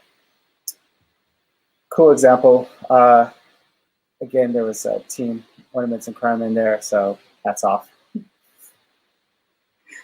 Heidi, you were mentioning, you mentioned in our private chat there about working with external effects and other gear. Yeah. Do you use that, right? Use other gear too outside, or no? I have a like a time factor, a Eventide time factor pedal that I use as a looper. It's something that I've just kind of connected with. But I took out my analog mixer and I've been actually using my Happy Nerding Effects aid as a send effect. So so not too much. Basically just because of space and stuff, but a lot of folks in the YouTube chat has been talking about external effects and interfacing, and we've seen performances video that uses, we've seen a guitar pedal, we've seen the beat step stuff. So I thought it might be nice to talk about if any of you use external effects and how you interface it. If you use a DAW with stuff, you connect the computer, things like that. Yeah. Maven Fiction, you mentioned you had a bunch of gear in the underneath everything. Are you using external gear to like kind of process your modular? Yeah, well, I played guitar. Well, I do play guitar in the band as well, so that's my background. So I've just got an abundance of pedals, far more than I've got anything else really. But yeah, I've recently got an ES9, just to contradict myself a little bit when I said I don't really like a lot of digital stuff. But for when again, it just depends what you're doing, and if you're just using it as a tool. And I work on a lot of commercial syncs and stuff, so for that I need, the mix has to be really good. So as fun as it is to jam with it, sometimes you need to be realistic about what your end goal is. And the ES9 is, I'm looking over there because that's where it is. I know it's cut off, but it's over there. But yeah, the ES9's been a right game changer, really. And I really, all I use it for with Modular is just, apart from bringing things back into, Pro Tools or Ableton or whatever I'm using at the time, I use it for just clocking everything. And then it's far more accurate than PAMs, as much as I love PAMs and, and then modules. And then from there, I can just clock everything, and it's really reliable for bringing it back in. So yeah, I do like that at the minute. I'm a big fan of that. The clocking thing's a good point. Having an external clock, especially if you're using other MIDI gear. That's good. Sorry, what do you say, Christoph? I use an ES8, so the same deal. For going to the computer and then oftentimes to VCV rack to go from the small case to the infinitely large case. But then oftentimes that's an effects loop. So the module is still the main brain, and then there's it's a send to VCV rack through some effects and then back. As far as pedals, I have an external mixer, and then I use the aux send on the external mixer for effects. I've also used the board brain. What is it called? Inter Effects, I think it's called. That worked really well too. To not have to use an external mixer, just have that to go from the modular level to the level that could be fed into pedals. Some pedals can take the modular level, but others are a little more picky. So that worked really well. I think it depends. I've found it depends what module you're coming out of as well. And someone might be able to tell me why. I don't know why, but if you come out of something like a Disting or something like that, it comes in really hot. But if you just come out of certain oscillators or certain voices, or even just the monsoon or the clouds and beads and things like that, they seem to come out at a pretty reasonable level, to be honest. It's true. Yeah, it depends on the module. It's called lack of standards in eurorack. Yeah, no, you're right. There are some that are hotter than others. So, I mean, one useful thing to have is an attenuator, for sure. And that is definitely one of those things. Correct me if I'm wrong, but you'll probably just have it hanging out on the side of your case if it's passive. I know that's kind of how I've done it before. Just have a little attenuator hanging out the side before it gets into a pedal or something. Nice thing I've seen a lot of pedal makers starting to make some padding for eurorack levels. Some of the newer stuff I know, I'm thinking about the Empress stuff. I think that most of it has padding in it as well. I am really learning a lot about using external stuff. After that pedal show we did, I got some pedals to do reverb, but also to do distortion. And I started kind of messing around with like using desktop synths as sources as well. That kind of feed into it. The module being kind of the hub of everything. And then more recently, I was sent the Physical Synthesis sent me the Cicada, which is what you see right here on this side. And that interacting with Modular is pretty wild. I can't wait to share more about that in future videos and stuff. But it's, there's so much, I think, to not only the processing and the clocking and the sequencing, but I think there's the whole these elements that you can connect with, but also I know there's like a pedal, I think it's an MPE like pedal. I know I'm seeing more of those touch things, those cool rings that people have, so they can kind of control their system. I can't think of the name of those. Somebody knows the name of those. There's the Touche, the Expressive E Touche, it's the wooden one. That's that one for sure. Really cool. Very cool. Very awesome things to, like, no matter what size system you have, but with a smaller case, you may free up some space on your wherever you're performing. So that's something to consider. Well, if you want to get into some of those controllers, you're going to need space for that. So maybe downsizing or using a smaller case. Again, going back to the intent thing, it's good to have, like, if you had the Touche or definitely like this Cicada, having just a few sources of audio or signals, or a smaller signal chain, will help you learn how that is really affecting it, what's really happening there, so you don't get lost in. I mean, you can probably get to that point, and maybe some people are totally okay with that, but it is nice to like have these different systems, even pedals with smaller signal flows, so you can really pick up like what is actually happening there, what am I actually doing there. So that's just the tip of the day. Lately I've been thinking about how to interface the modular system for things besides just like signals and kind of like the hardcore electronics, I guess. And so I got an anemometer that I could get a voltage out of. So that's the thing that measures wind speed. And I know that there's like, I've seen around, there's like some really cool modules, or like someone has one that has dirt, where like you put like different dirt in and it like creates some kind of like, I think like a distortion or something like that. But that's where my brain is going lately. Like, how can I like reach into the outside world and pull some things into the control voltage world? Yeah. Like connecting to plants and reading. Right, totally. Yeah, that'd be really fun. I haven't done that, but I'd love to. Yeah, that's another thing too, I guess. Once you start learning where the control voltage, you learn more about it, you start seeing the world's like, could that make control voltage? Now, Christoph, when I first met Christoph, when I first saw Christoph play, I should say, he had a CD player that he had taken apart, and he was creating control voltage off of an old CD player. Can you explain that? Hard drive. So can you explain that? Computer hard drive. Yeah. How that work? Oh yeah. So it's basically there's the hard drive motor. When you spin it, it generates a really small voltage. So it's a completely passive voltage generator just by the magnetic, capacity of that hard drive to generate a really small voltage.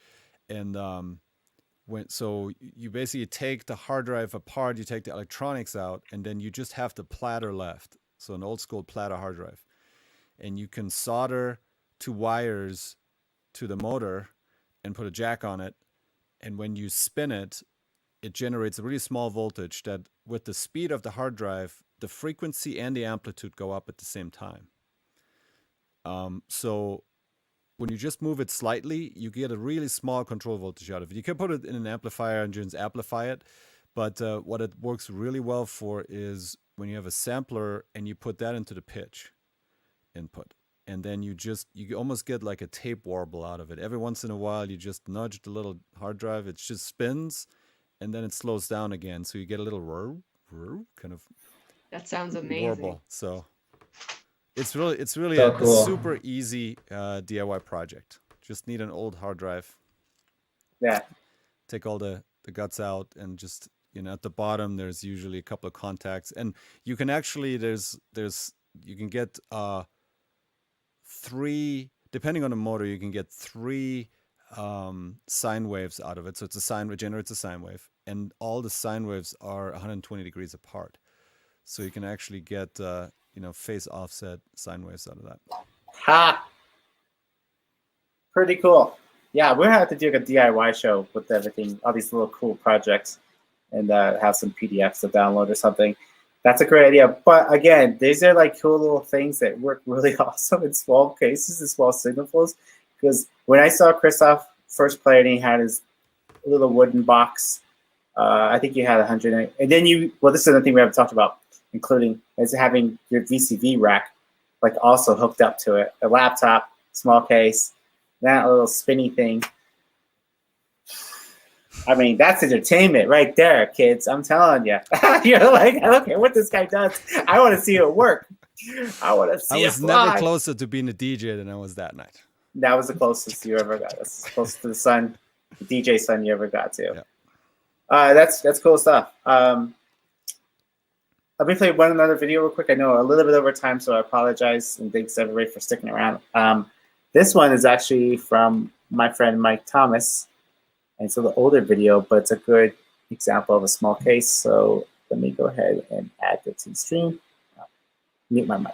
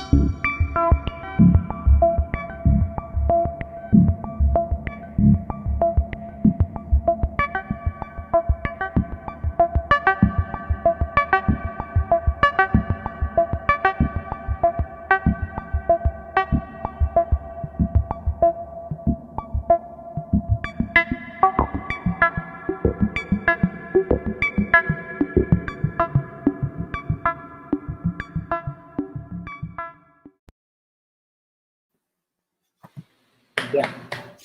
So Really like that. Yeah. Yeah, a lot of cool movement going on in that one. That Mhm. whoop, that whoop. It's so cool. Reminds me of those topless.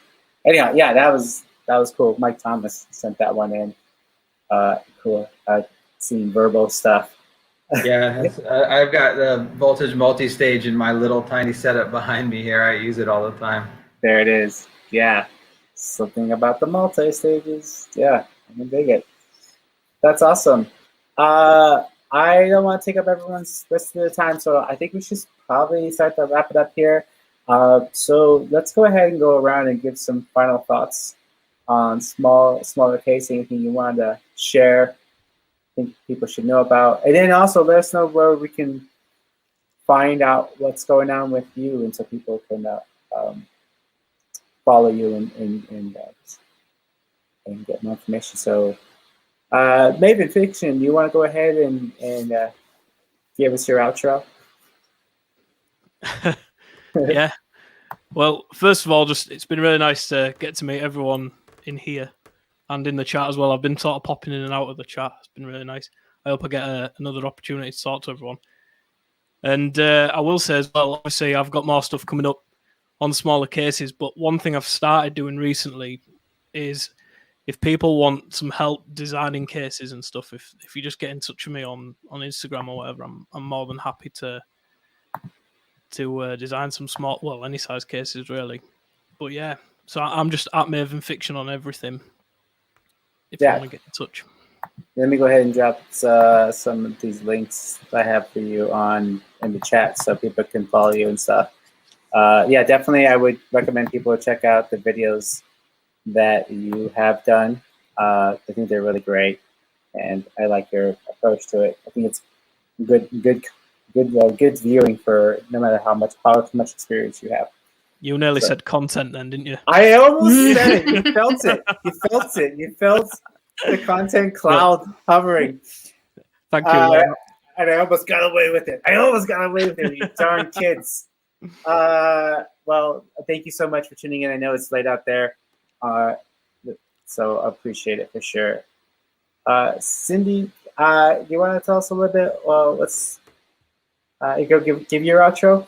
There you go. Sure. So first of all, thanks Christoph and David for the invitation. It's been great chatting with everybody, and I feel like I have all kinds of ideas now that I want to pursue, especially with the paper mache cases. I think doing a workshop and having a bunch of beginners build that might get us a little closer to that $500 system that, you know, we were talking about could be difficult to attain. So yeah, it's been great getting a chance to talk about small cases with everybody. And if you want to find me, I have a website, cindyreichel.com. I'm also on SoundCloud. And of course, you can always find me at Patchworks, located in Seattle. If you're ever in Seattle, feel free to come by the showroom. And we also have a website, patchworks.com. And everything's available online as well as in the shop. So thank you. Yeah, that's awesome. And I have another announcement with Cindy, a part of that announcement. So I'll hold on for a second for that. But thank you so much, Cindy, for being here. For sure. It's been so awesome. And I'm excited to see if you do that paper mache thing. I might have to fly out and see that. That sounds like something fun. Be fun. Yeah. Wes, go ahead and give us your outro for STEM Modular. Thanks for having me. Yeah, STEM Modular on all the things. If you're an educator or you're in that field or anything, I definitely am interested in talking to everybody who's working with modular. I'm going to be talking to Heidi a lot. I think I have a lot of questions and whatnot. And yeah, if I have stuff that's for sale and I'm wanting to make modular experience as accessible as possible. And also, if you're a long-time modular person and you have ideas or think that there'd be cool things that could work in a school, I'm also just open for dialogue and conversation. So hit me up, and be kind to each other, and yeah, just spread the modular love. Thank you so much for saying that. Yeah, it's definitely be kind to each other for sure. And I love what you're doing, and I can't wait. I saw that you're starting to put out some more smaller cases, like complete kits, and the oscillator, not oscillator, the oscilloscope. Yes, yes. Oh, that's cool. Yeah. Well, we'll definitely keep in touch for sure. We're excited that we want to do more community outreach stuff here in Colorado as well. So we'll have to keep in touch with everybody for sure. Absolutely. Thank you so much. I want to give a shout out real quick to Nundale. We lost connection with him, but he had a really good conversation too. So I'll drop some links for him as well on here. And while I do that, Heidi, why don't you go ahead and give us your outro? Thank you so much for being our special co-host. That was really fun. Well, thanks for inviting me to co-host. Yeah, so it's been a pleasure getting to know everyone on the panel. And yeah, I learned a lot from everyone's input and ideas. I'm also part of the Toronto modular monthly group called Frequency Freaks. And for July, which is we usually have a online event every second Saturday of each month.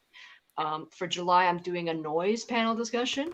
Oh, nice. With the likes of Calatrix, Pablo Perez, Sonia from Toronto, and the artist Case from Toronto as well. So that would be really interesting. If would love for everyone to join in for Frequency Freaks second week of July. I'm happy to share. I have to make the documentation for my cardboard cases anyways for work, so I'm happy to share anything to anyone who's interested. I'm on Bandcamp, I'm on SoundCloud, so yeah, my music's there, so you can reach me anytime. Questions. But thank you, everybody. Yeah, definitely. Definitely, everybody head over to Frequency Freaks and subscribe to that and follow them there as well. You have some other past, I almost said content again. I can't stop saying it. Some other videos on that channel that were really good. I think it's really good. And Heidi, we're really big fans of all the music you've been putting out too. That's been so awesome. I saw you dropped a couple more tracks out there, so I gotta go scoop them up. They're favorites. We love hearing them for sure. We'll have you back on, and when you come up with that documentation, we'll share it on our social as well. So everybody can go out there. I just imagine a year from now, everyone's gonna have at least one paper mache case. Mm-hmm. That'd be so cool. Awesome. Christoph, you got anything going on? What are you doing?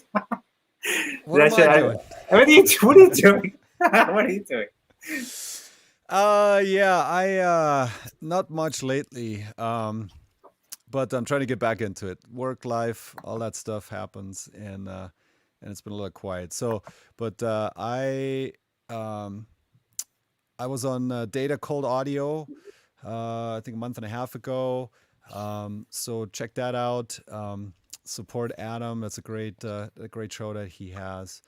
And you can find me on Bandcamp, on SoundCloud, and on Instagram at monoscenes with an S at the end of Instagram. Yeah. So yeah, it was great talking to everybody. That was awesome. I'm gonna build that cardboard case. I have a little video with a cloud sitting in just a cardboard box, but the cardboard case is actually that's the next level. I need to go there. Yeah. Maybe someone can set up like an online virtual building workshop or something. Everyone can just build in their own home, but be on Yeah. That'd be cool. Great idea. Troubleshoot. Yeah, we can make that happen. Yeah, we'll figure it out. I mean, we got people, we got video cameras, we got time. We can do it. Excellent. That's really cool. So for everybody who's sticking around and hanging out, thanks so much. I really appreciate it. This has been really awesome. I do want to give some updates about Colorado Modular Synth Society as well. We are doing an event every fourth Sunday of the month, usually around 2 p.m. Mountain Time. We may start doing some in-person stuff. So if you're in Colorado, you definitely want to keep in touch with us on our socials and Discords and sign up for our newsletter on our website. Next July is going to be our fourth installment of our space music themed concert. if you haven't seen these before, they're about 3-hour-long concert with 9 artists. I didn't mean for it to be 9 and then represent like space, 9 planets, that kind of thing, but it works out. It works out. And so every season we do one: October skies, January skies, April skies. Now we're doing July skies, so it's the 4th one, and that would, full year of doing this. So I'm super excited to announce everybody who's going to be on that. So check out this lineup, everybody. This is pretty cool. This is the lineup for July skies coming up next month. At the end of the month, 4th Sunday of July. R. Benny, Sarah Bell Reed, Todd Barton, Joe Fjord, Cindy, who's on the show right now, Red Stripe Down, Scott, and Only Ruin, and Marika Trujillos. So this is going to be a really awesome show.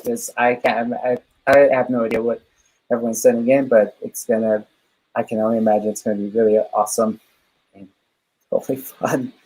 And it's sponsored by Patchworks. So I'm super excited and can't wait to share more about that partnership we're working into. So this is going to be fun. This is going to be a cool show. I'm really looking forward to it. It's got a pretty stellar lineup, if you ask me, for sure. Yeah. Cindy, I'm so excited that you're going to be on the show. Yeah, I am too. This will be my first time doing one of these, so I'm very excited. And killer lineup, so it's going to be great. Yeah, it's a good lineup. It's got people from all over on this one for sure. It's cool. Yeah, and I'm excited to have my good friend Gerald on there as well, my local buddy. So awesome. Yeah, it'll be fun. So cool. Yeah, the other thing we have going on in Colorado is we also have July 17th over at Belmar. Luigi March is putting on a new event there called Synth Cider. Is that how I say it? Or cider? Synthesider. Yeah, it's a cider joint. It's a cider place. It's a cider place. Synthesider. It's great. Synthesider. And his very first show is July 17th. I'm going to play that. And Travarsi is in town, so she's going to play it. I'm so excited. Cool. Dad. So yeah, we're so excited. Things are happening. Good things are happening. And so that's good. There's another show. I just saw this on Instagram. Travarsi is playing another show back to back with Nasty Nachos. Oh, that's right. July. Wow. Let me look it up real quick. July 20th, I think. It's a Tuesday. Wow. Sweet. That's awesome. So find more information on that on Instagram. Travarsi is probably going to post, and we'll drop some links in there. Yeah, we'll promote all this stuff a lot after this show for sure. And I also, like I mentioned earlier, physical synthesis in over Cicada. I'm trying to figure out a way of how we can do some in-person stuff so people can get some hands-on experience. Not right? Hands-on experience? No, that's not right. Well, anyhow, so people can get hands-on with it and try it out and give this thing a whirl and get a vibe for it. So we'll do something there. A lot of things going on, so definitely subscribe and follow. And if you're so inclined, you can also get yourself some cool stickers at our website, and that few bucks goes towards our paying the bills. Christoph is a very expensive person to have on. He got a high expensive writer. 1 gallon of gin, brown M&Ms. Okay, it's cool. Well, thanks everybody for tuning in. Again, this has been a really awesome, fun time. I really appreciate everybody leaving comments and chatting and liking the video, and obviously subscribing to the channel. That's really huge for us. We got a lot planned, as you can see. So I'm going to end this show with Heidi's performance with her small case. Do you want to say anything about your setup of this case? I have no recollection of what kind of patch I did for it. So no, perfect. Nothing to say. There it is. All right, it's just a mystery. Thank you, everybody. Happy Pride Month. Be kind to each other and wash your hands. Okay, cool, everybody. Thanks so much. Appreciate it. Bye. I'm going to put the video on.